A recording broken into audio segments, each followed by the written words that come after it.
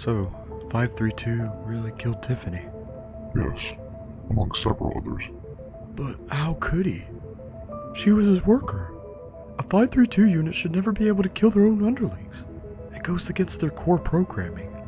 He's a killer. They do all sorts of things they shouldn't. Sue, it's literally not possible. Even Monarch Mara can't bypass core programming. Their inner components are too integrated and complex and would clash. Unless someone at JMD changed his core programming. Either way, it wouldn't change your outlook on the situation, would it? Happy, I already swore to you that I wouldn't kill anyone. What else do you want from me? I don't know. Alright then.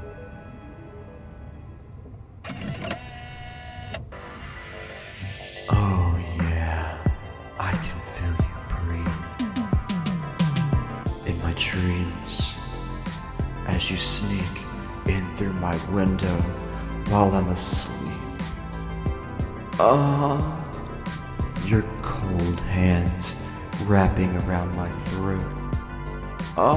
Baby, that's the stuff. I awaken, but can't move. Oh yeah, you're my sleep paralysis demon, baby. Wow, really? Both human and animal. Almost anthropomorphic animals in ancient times, before that was actually a thing that we commercialized and displayed. Because it makes you more than human. Because it's an experience that is richer than what you know as a human being. Because if you could combine everything that we are with everything we don't know or intrinsically understand as our natural behavioral patterns and abilities with an animal that we admire, we become so much more. Then you are human plus that. Here we go. Well, hello there. Oh no. How are you today? My name is Happy. I've got something to say. Look at your face. You're looking a bit of a bit. Really? Hey, Sue? Why do all the victims have, worms? I'm assuming you heard that from the news. Yeah. Well, what do you know about hyperparasites? Hyperparasites? Yeah, also known as metaparasites. Nothing? Hyperparasites are parasites that piggyback off of other parasites. For example, there are filaria, small parasitic worms that can be transferred from mosquitoes to new hosts when they bite their victims. In other words, they feed off of those that are fed upon. Well, that's disturbing. I didn't know that things like that existed. Yes, they most certainly do. And that's exactly what we are dealing with here. Happy. Don't go spreading this around. We don't want to cause a mass panic.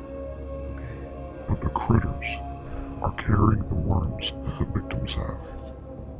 Every victim has had at least one critter, and every critter that they had was infected. Wait, what? Are my critters infected? Do I have these hyperparasites too? Yes, you do, Happy. I don't even have to test you to know this. The killer's targeting you is all of the proof we need. Oh, Frog. And why are they giving people worms? I don't know the specifics, but from what I've gathered, they use these worms to select the body parts they remove from each victim, similarly to the behavioral patterns of another parasitic worm, Gordian worms, or horsehair worms. Adverse to Gordian worms, however, who burrow out of their host upon being submerged. These worms dig in deeper. They dig into the specific body part that these people need, in fact. For whatever reason, the worms are always located near the point of extraction, reaching out of the wound and clinging to any remaining tissue left behind during said extraction in an almost obsessive manner. These boxes that we keep hearing about on the news are likely some sort of MRI or X-ray scanner that they are using to identify the location of these worms, so that they can remove the needed body part. But why would they want the wormy body parts? Wouldn't they be all chewed up? Why indeed? Serial killers tend to hold on to delusional obsessions. Perhaps they consider the selected body parts to be more edible if they are cannibals, Or maybe they worship these worms as gods and consider the worm selection sacred. Who can say, really? We won't know until we find these killers and ask them ourselves, I suppose. I guess we can question them now, since we aren't getting rid of them once we find them. I doubt they will remember anything without being activated, though. It's going to put us in a lot of danger to go this round. But I'm not going to argue further. I just don't want to kill someone for something they couldn't control. I want to give them the chance I never had. Indeed. Well, we'll stop them either way. We have to. For your sake, for your sister's sake, and for the sake of everyone we've lost. For those who will be lost if we don't. We'll get it done. Together. Together. Wait. You said the killers wanted my brain. Does that mean the worms are eating my brain right now? Nah. The worms don't burrow into the organs until the victim is dead and submerged in water. At least I think they have to be dead first. You may want to avoid swimming until we can get those removed. And bathing. Okay? You're fine. They're just swimming around in your bloodstream right now. Dude, it's fine. Our bodies are filled with all sorts of parasites that don't bother our functions or cause us discomfort. It's not a big deal. I know a guy who removes all sorts of parasites. I'm sure he can help. We'll visit him after we save your sister. Okay.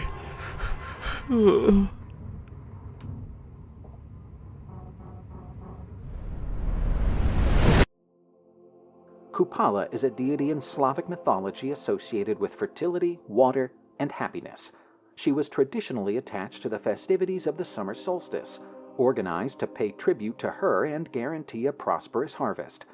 The deity was closely associated with the natural world, specifically with bodies of water and vegetation. Kupala had the ability to manipulate the growth of plants and improve soil fertility. Due to her association with water, she was considered a guardian of rivers, lakes, and springs. Additionally, people would sometimes call upon her for the purpose of healing. Legend has it that Kupala used to manifest near water bodies and bestow blessings of abundance and fertility upon people. Elaborate rituals and games were traditionally held to celebrate the summer solstice in honor of the goddess Kupala. The Slavs would perform dances around bonfires, as they held the belief that these I feel could cleanse fate. and purify.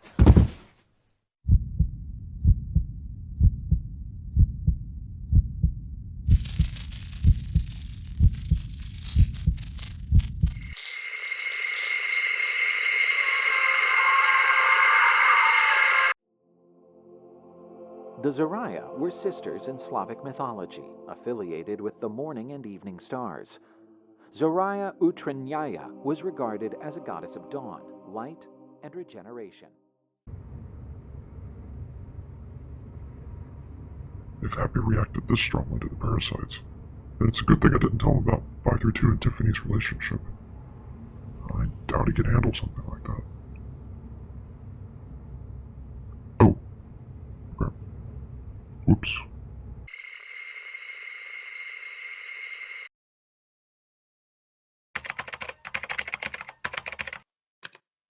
Alright, let's see what I can find.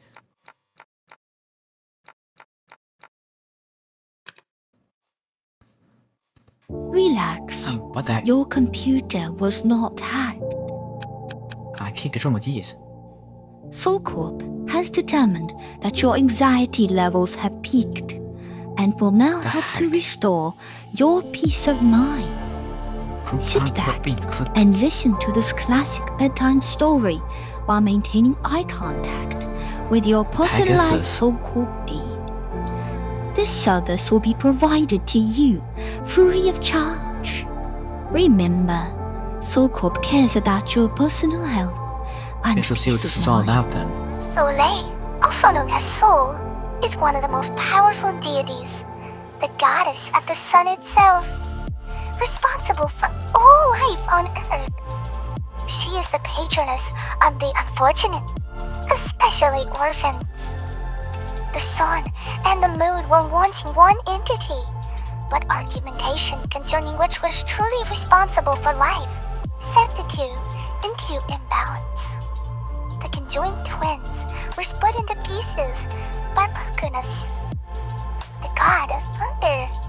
As punishment for their imbalance, the moon was put back together by the earth, so known as the goddess Zemina, who misconstrued the two as a single entity, and the remaining extra pieces were tossed into the sky for the moon to tow each day as an adorning cape of light, so that life could continue below.